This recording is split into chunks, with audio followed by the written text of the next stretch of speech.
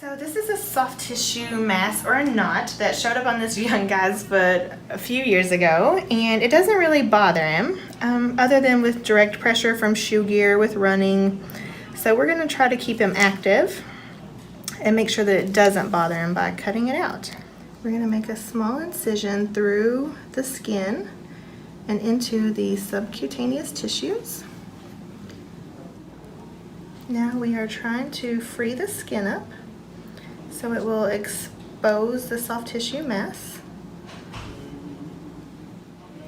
So the important part is to make sure we free all the tissue up. That way you can actually grab it. Okay.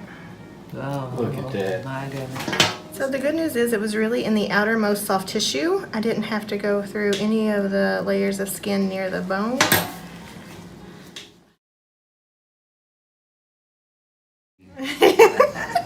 We have a huge mass.